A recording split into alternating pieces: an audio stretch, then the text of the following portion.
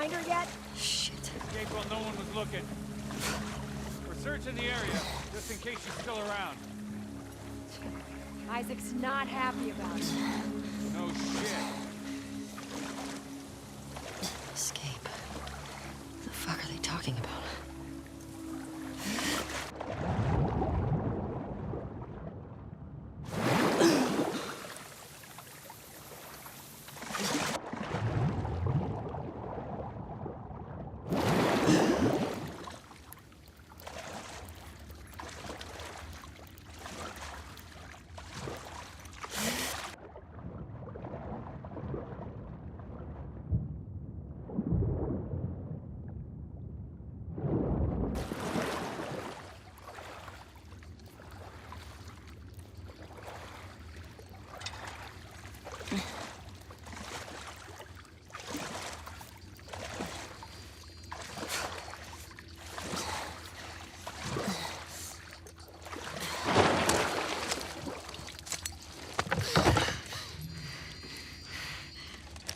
Don't make a fucking sound. Hands up. Easy. Do you know a girl named Nora? Sure, yeah. Where is she? In the hospital. Where in the hospital? Yeah, they're clearing out the upper floors. She's somewhere in there.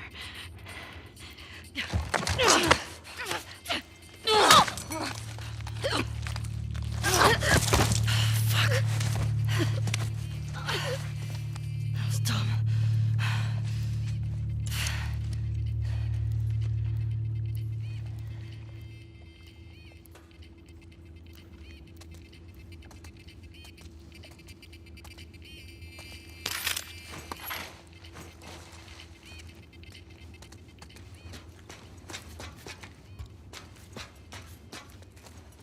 Boat's away. Word is we're almost wrapped up. Good. I got my girl waiting for him for Bob. You shitting me? They put you with Joe again? Upstairs. Hey, we get the job done. I bet you do. Oh, this is not fair. I'm telling you, man. Data soldier. It makes these shifts so much easier. Sure. I'll keep that in mind. Fuck. Sounds like scars are getting closer. Hope that's our guys executing those freaks. Hey, did you hear why we're all getting called up to the fob?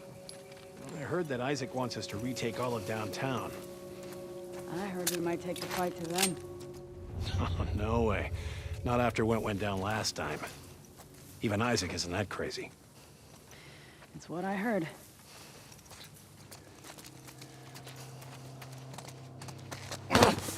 Shut up. All right, calm down.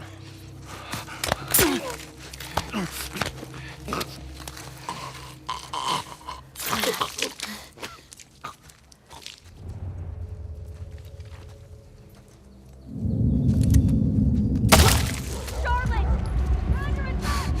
Sticky tape from that way!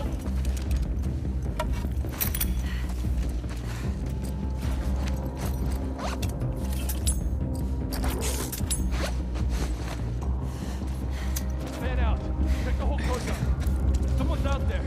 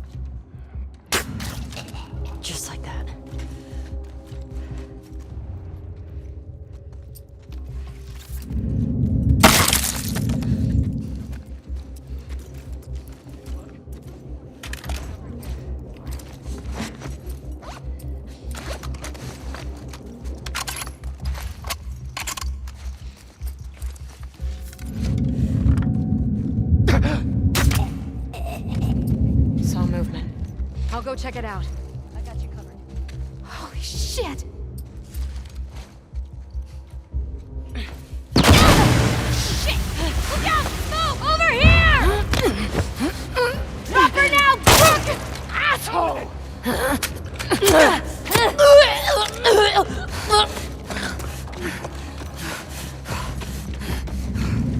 I found her!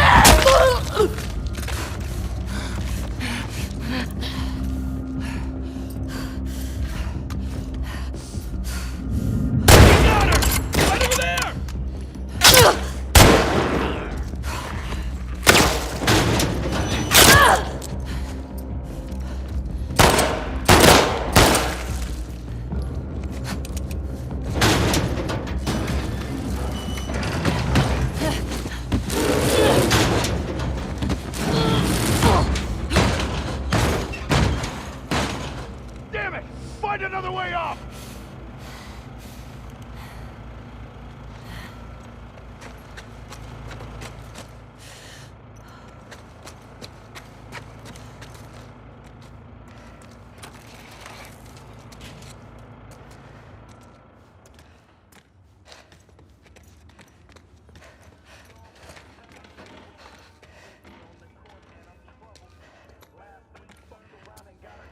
That you, Nora?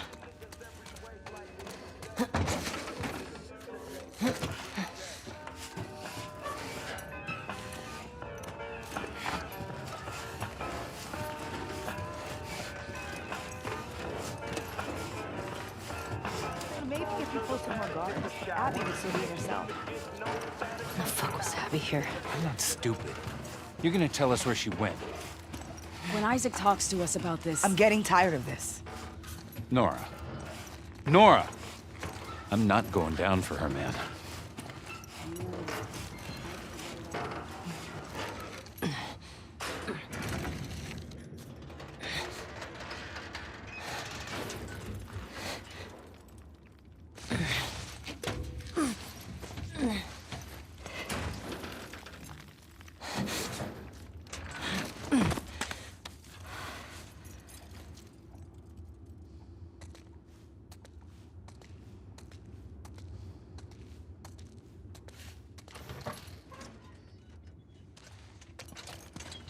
Don't scream. Put that shit down.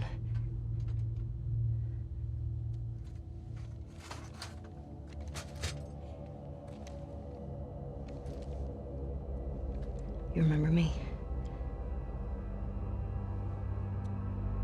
Yeah. You remember me. Ellie is very small compared to Joel and more nimble. How do we make you feel like you're not the strongest person in the room, but you still should be able to rise to the challenge and survive, you know, a fight with a bunch of people that are all bigger than you? So therefore it meant creating a character and systems and mechanics that allow you to be much more nimble. And that's where we added a jump button. Deal. In the first game we had a clamber button, but not really jumping. And here, Ellie can jump. The combat scenarios are much more vertical, where Ellie can use elevation to her advantage. Prone is a huge, huge one. Prone, obviously, it means to lay flat on the ground. Something so simple, again, something that in real life you'd be able to do. Letting the player have access to all their weapons, all the items, crafting, everything, while in that position. And it just creates so many more emergent things in gameplay. Now that we have this other state that the player could be in, which are very low to the ground, how else can we use this other than just hiding in vegetation? We're like, well, there's a lot of man-made things or different structures that have collapsed that allow just enough space for you to crawl under, which means that now, as enemies are looking for you, you can crawl under things and hide, and it's just one more way to assess your environment and use it to Ellie's advantage. Now, because you can hide under things, we made them smarter and gave them the ability to look under things. So while you might hide somewhere and be safe for a while, eventually they're going to start looking under stuff, and if you're hiding under a truck and they spot you, they're going to yank you out and then try to kill you.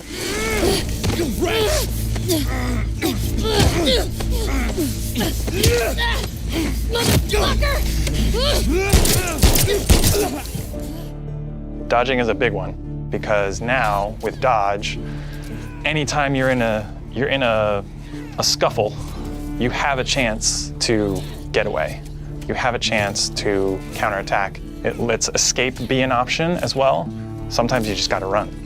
And that is another part of this world, which is sometimes the threat is so overpowering that you just have to get away. When you are partially hidden, or you're in grass, that means people from afar can't see you, but people from closer can kind of see you. They will eventually acquire you. You're not completely hidden when you're in grass. She went into the grass. Watch yourself. And it makes you as a player become much more aware of your surroundings. Jump, prone, dodge, all these things feed into both exploration and combat because it lets us expand the space. The size of spaces can be bigger, the intricacy of spaces can be more complex, and it still works exactly as you would expect. So when it came to our level design, we really wanted to challenge ourselves to make a world that really felt like a real space as much as we possibly could and didn't feel like a series of combat encounters and exploration spaces and then combat encounters that felt like a Hall of Horrors or something, but something that really felt like a space that you could explore that seemed like a legitimate urban environment. And that pushed us to make our level design even more open than it was in the first game, which for us at the time was pretty open. In this game, we've gone so far in making the level design open that there are actually entire story moments, entire combat encounters, like full scripted sequences that you may completely miss. And there are things that we feel like, even though a portion of our player base may never see these things, the fact that when you do encounter them, you feel like you discovered them, it lends them this charm and this magic that I think is unique to games, that this happened to me because of what I did and what the place I explored to.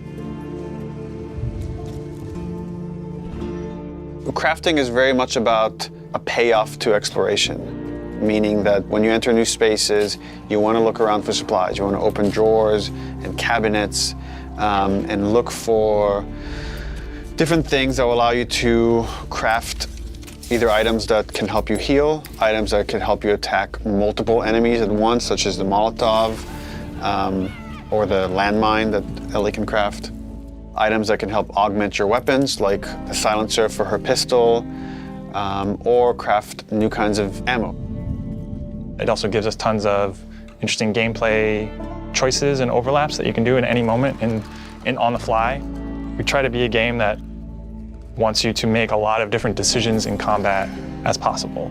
And the way that we've expanded the recipe roster and all of the recipes and how they interact with each other is carefully chosen for the different ingredients and making sure that you always have these interesting decisions to make. We put a much stronger emphasis on the importance of the choices you make in the long term for your character. It'd be useful. Through the weapon upgrade system, through the player upgrade system, there aren't enough resources in a single playthrough to fully upgrade your character. The choices that you make, you're going to have to live with, and we wanted to make sure that all of the choices that you made had a really noticeable and tangible effect on the way that you play.